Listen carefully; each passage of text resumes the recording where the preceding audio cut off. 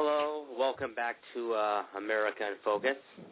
And now we're going to get into the second hour of this conversation we're having between me, Brother Nashid, and Ron, the webmaster at Free World Alliance, but also our co-host on this ever-important issue of 9/11 Truth and Consequences. And I remember, Brother Nashid, you had spoken about the Israeli plot to blow up the Mexican parliament, right? Yes. Mm-hmm. Yes. And the fake Pakistani passports. Well, isn't it just interesting that after those planes hit the World Trade Center buildings, and by the way, just to let our listeners know out there, there's a substantial evidence that those planes were not there were no passengers on those planes that hit those buildings. We'll get into that later. They happened to find a Saudi passport not too far from the yes, wreckage. Mohammed Atta's passport. Sure. In fact, let me just make a quick announcement, Saeed. This is in regards to what we talked about at the beginning of the program. My beautiful wife and partner for life, she had heard what we talked about regarding the article Ground Zero Masquerade, and she went and she put the article up on my website. So it's on the website right now, www.ascertainthetruth.com, and if anyone goes and they look on the left-hand panel, they would see recently added, and it's the article on the top. So it's available on my website now if anyone wants to check it out.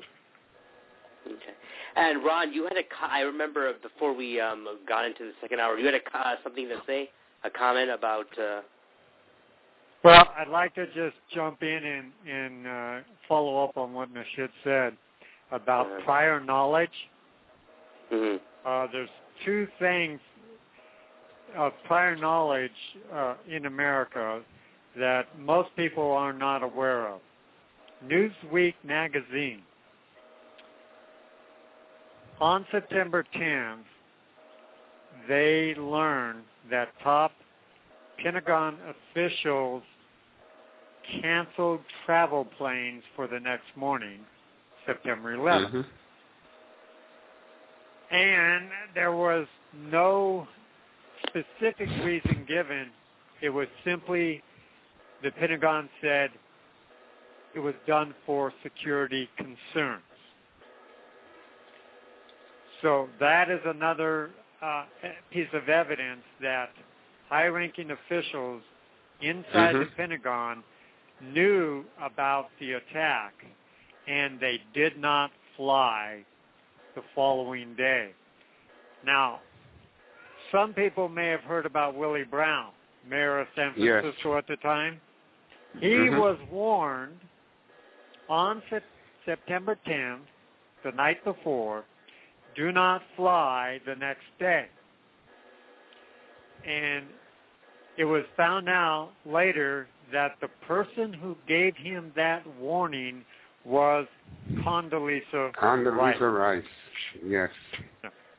So we know that the Pentagon officials knew about it. Condoleezza Rice knew about it. We also know we don't have to have much evidence that Donald Rumsfeld knew about it, Dick Cheney knew about it.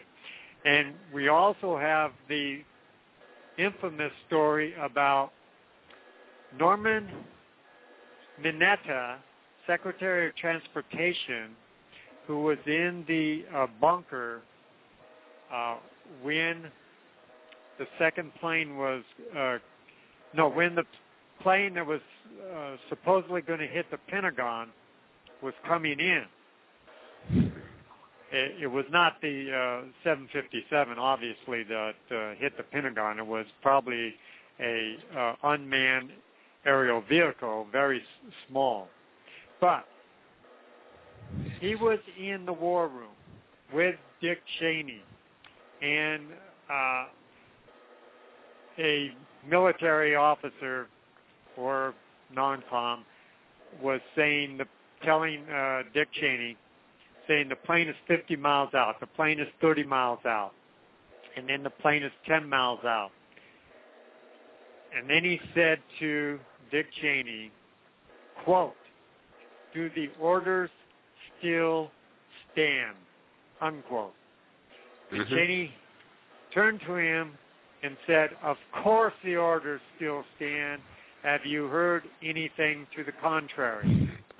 Now, since no attempt was made to shoot down that plane that hit the Pentagon, we have to assume from this that the orders by Dick Cheney that stood was that the plane was not to be shot down, period.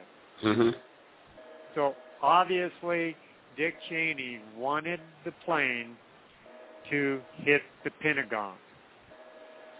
He had to have been in on the attack. Very true. You know what's interesting also is, let's say we are Martians who just happen to come on Earth, and let's say we find that before an event, a certain small country in the Middle East had definite enemies that it already wanted to get rid of.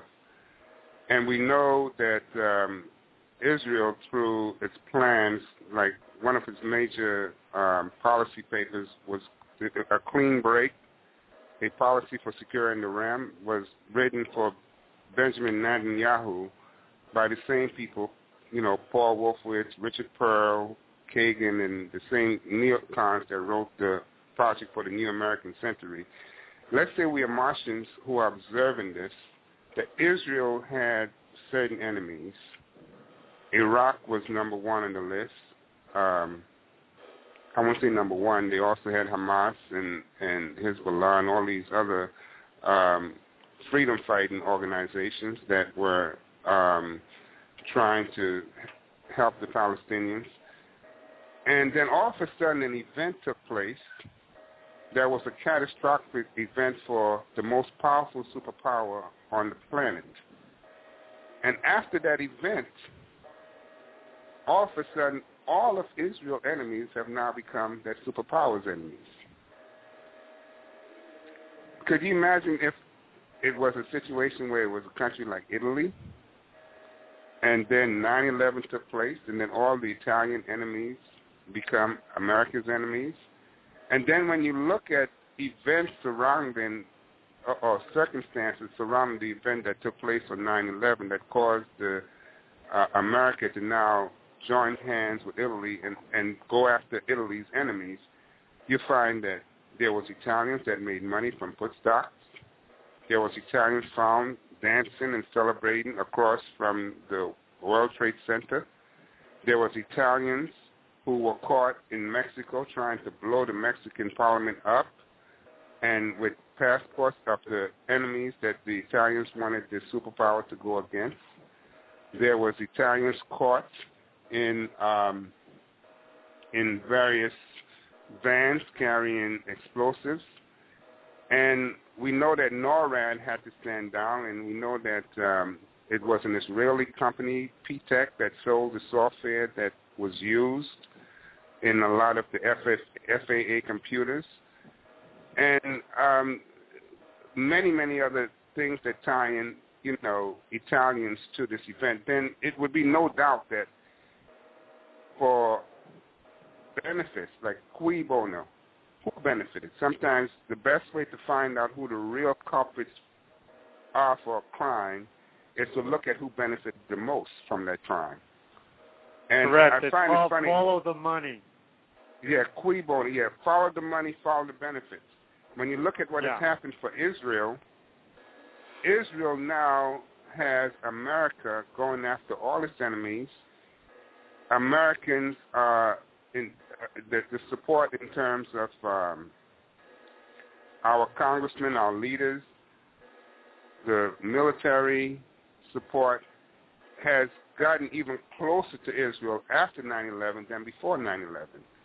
And the weird thing about it is that the Israeli leaders, when 9/11 took place, according to their own newspapers and magazines, the Israeli leaders was in a state of euphoria they were rejoicing for several weeks because they knew that this event was going to make Americans feel, according to them, feel their pain of terrorism, and as a result, make Americans more supportive of them. And we know who controlled the media here in this country, and that media only inflamed the situation more and brought a lot of Americans into the fold of being stronger supporters of Israel.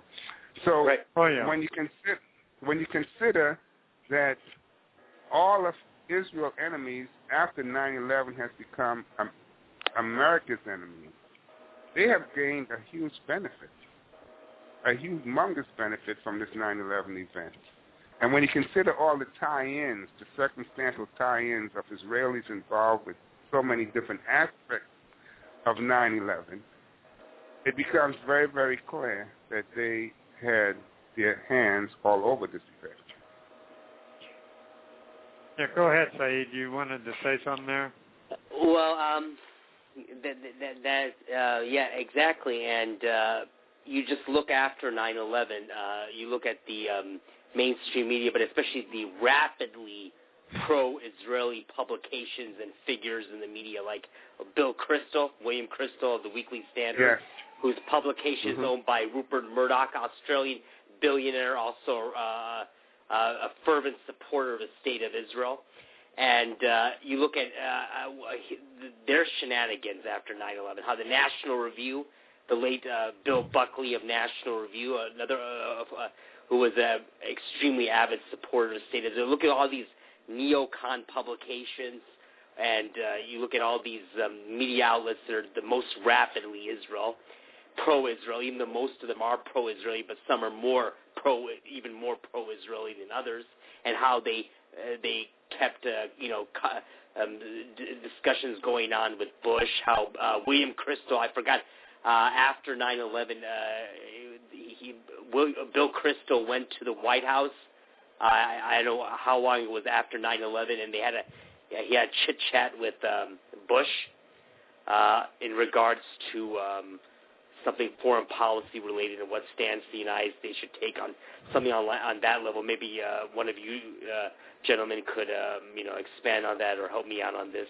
But I remember Bill Crystal did go to the White House after 9/11, and you see how these publications, how they kept firing up 9/11, and you see how they're doing the same thing now in regards to a possible war with Iran, and making these assertions. Oh, Al Qaeda is now in Iran, and besides 9/11, we see the whole chain reaction. What happened in London, the bombings there, or Madrid, the train bombings there. There's a lot of unanswered questions about what happened in London and Madrid. I mean, how the establishment media, as well as their allies, they are promoting this idea. Well, this is just again the work of the same so-called Islamic radicals who were responsible for 9/11. But what happened? But you know what? I have a strong feeling that we'll also know the perpetrators of the Madrid train bombing as well, and we'll find out, just like many of us are finding out over and over again, millions of us all around the world, that 9/11 also was not only was 9/11 an inside job, most probably what happened in London and Madrid were also inside jobs as well. Saeed, there's a lot of evidence to show that. In fact, if anyone goes to my website, there's an excellent video called the 7/7 Ripple Effect that goes into some detailed presentations, detailed facts about what happened with the 7/7 bombing.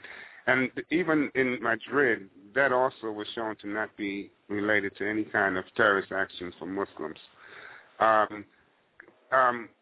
Ron, you familiar with Operation Gladio? Hello, Ron. Saeed, are you familiar with Operation Gladio? Yes. Ron, are you there? Hello, Ron? Seems like we lost him. Go ahead, Nashid. Okay. Well, Operation Gladio was a series of terrorist actions taken